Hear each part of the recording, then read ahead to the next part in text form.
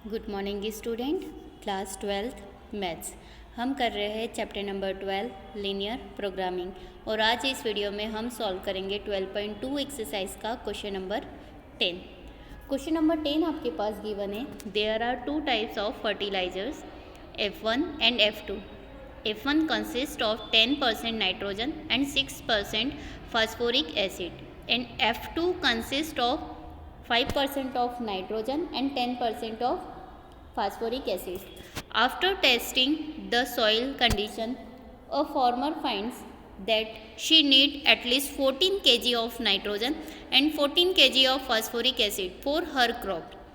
If F1 cost rupees 6 per kg and F2 cost rupees 5 per kg, determine how much of each type of fertilizer should be used so that nutrient requirements are met at a minimum cost. What is the minimum cost? मतलब हमें कौन सी value find करनी minimum, और ये given data से हमें क्या बनाना है, एक table. Then after equation.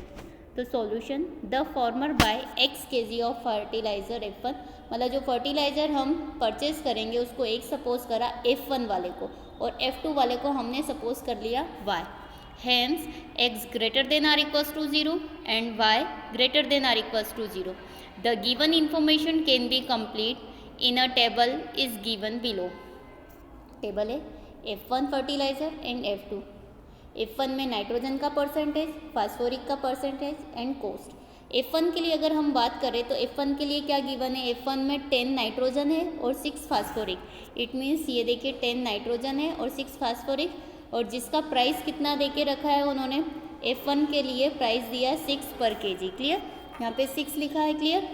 Second F2 के लिए, F2 में कंसिस्ट है 5 नाइट्रोजन है, 10 फास्फोरिक है, 5 नाइट्रोजन 10 फास्फोरिक एंड प्राइस कितनी दी है, 5 पर kg, 5 पर kg। क्लियर। और रिक्वायरमेंट्स क्या दे के रखा है, 14 kg of nitrogen and 14 kg of phosphoric acid. दोनों के लिए टोटल दे दिया रिक्वायरमेंट कितना, 14 राइट।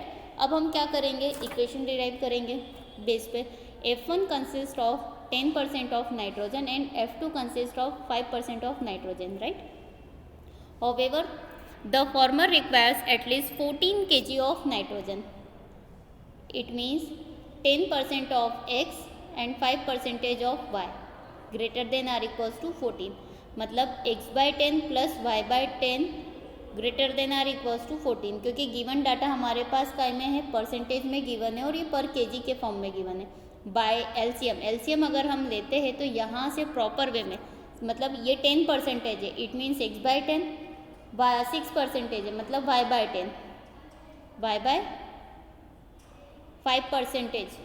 ये देखो इक्वेशन ये रही, ये इस तरह की इक्वेशन बनती है। 10x 10 by x by 10 plus y by 5%, मतलब ये 10%, मतलब x बाय 100 ऐसा।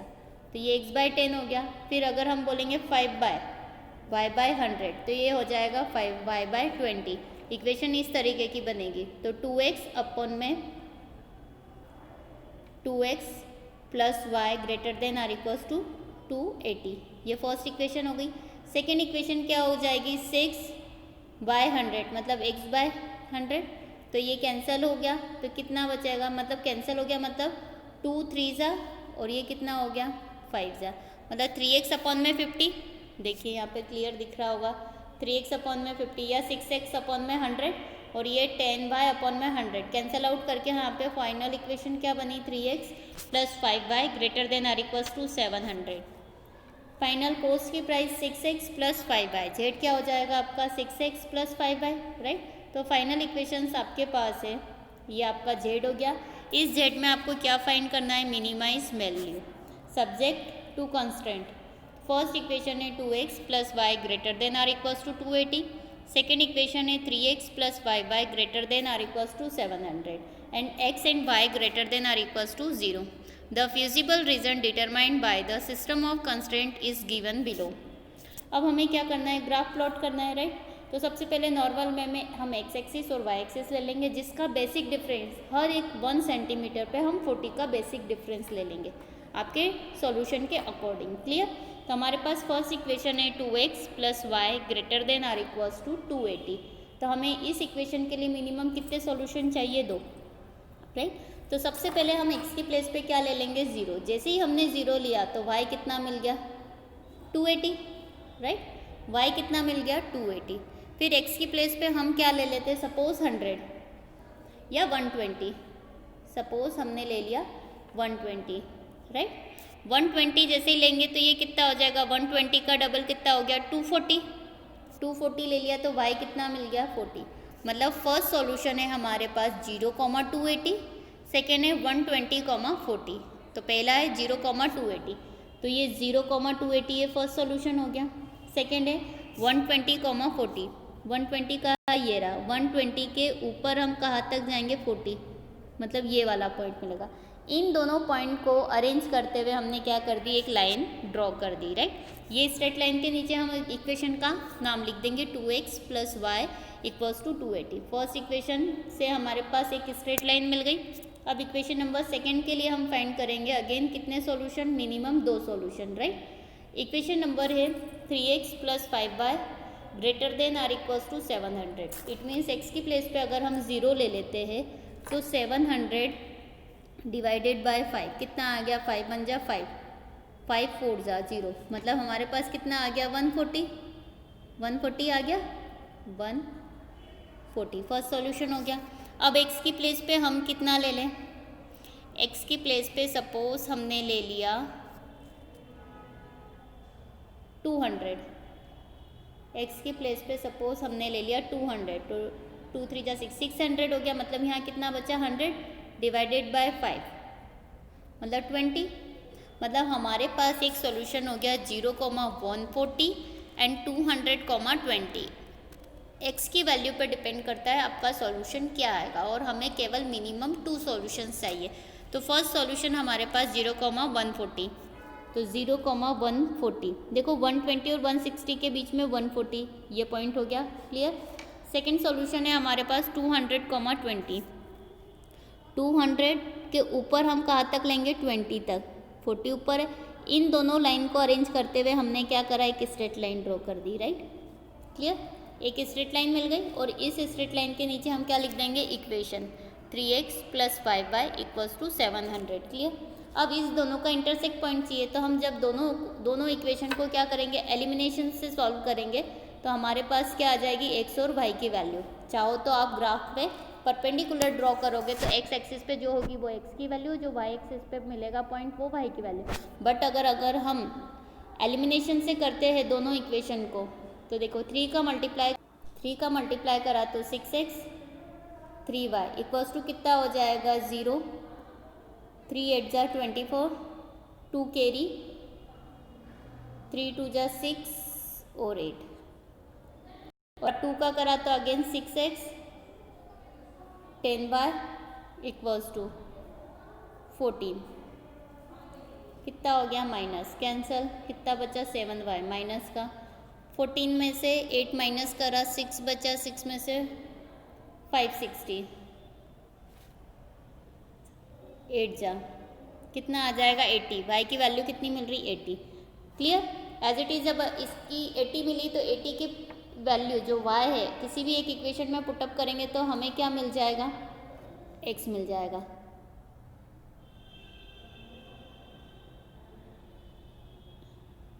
देखिए y की प्लेस पे हमने 80 रखा, प्लस 80 राइट साइड गया 200, और 200 divided by 2, it means x कितना मिल गया? 100, ये मिल गया।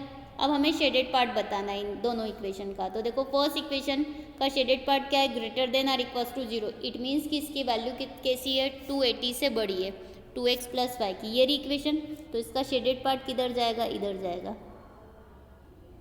इस इक्वेशन का ये शेडेड पार्ट है, राइट। सेकेंड इक्वेशन हमारे पास क्या है? 3x plus 5y greater than or equals to 700। फिर अगेन बड़ी इक्वेशन है, तो इसका शेडेड पार्ट ऐसा जाएगा। तो कॉमन एरिया कौन सा हो गया? ये वाला, ठीक है, ये वाला कॉमन एरिया। अब ये पर्टिकुलरली मतलब यही वाला पार्ट है जो कॉमन एरिया है, ये वाला आपको डार्क नहीं करना है, ये वाला कॉमन एरिया। अब इसमें आपका कोई क्लोज्ड ऐसा बॉक्स बन रहा है एरिया नहीं, तो अगर क्लोज्ड नहीं है इट मीन्स ये ओपन है, तो ये क्या हो जाएगा, सबसे पहले तो अनबाउंडेड हो जाएगा। अब कॉमन एरिया में कॉर्नर पॉइंट कौन कौन से हो गए, ए पॉइंट, बी पॉइंट और सी। ए बी सी आप अपने अकॉर्डिंग भी नाम दे सकते हो।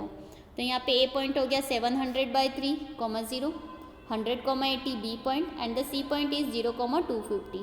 तो here we can see that the feasible region is unbounded. तीनों पॉइंट कहाँ रख देंगे, जेड में, ये तीनों पॉइंट हो गए।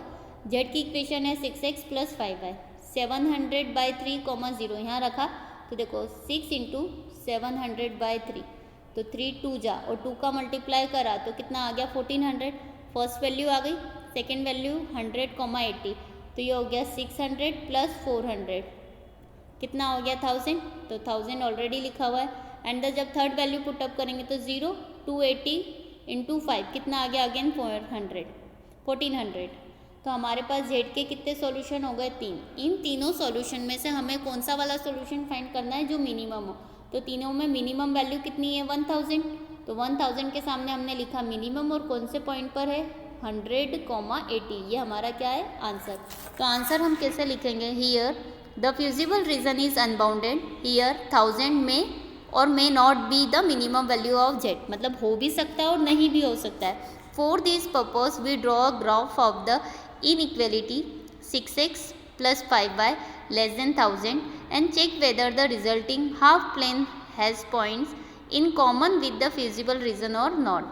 Here it can be seen that the feasible region has no common point with 6x + 5y < 1000. Hence 100 kg of fertiliser F1, ये कहाँ से मिला, ये मेन सॉल्यूशन। आपको ये वाला स्टेटमेंट लिखना कंपलसरी है, यहाँ से यहाँ तक, और ये वाला लास्ट वाली लाइन, क्योंकि 100 और 80, तो 100 मतलब F1, 80 मतलब F2। तो हम आंसर कैसे लिखेंगे, hence 100 kg of fertiliser F1 and 80 kg of fertiliser F2 should be used to minimise the cost. The minimum cost is 1000 8, the B point 100, 80 answer. Thank you.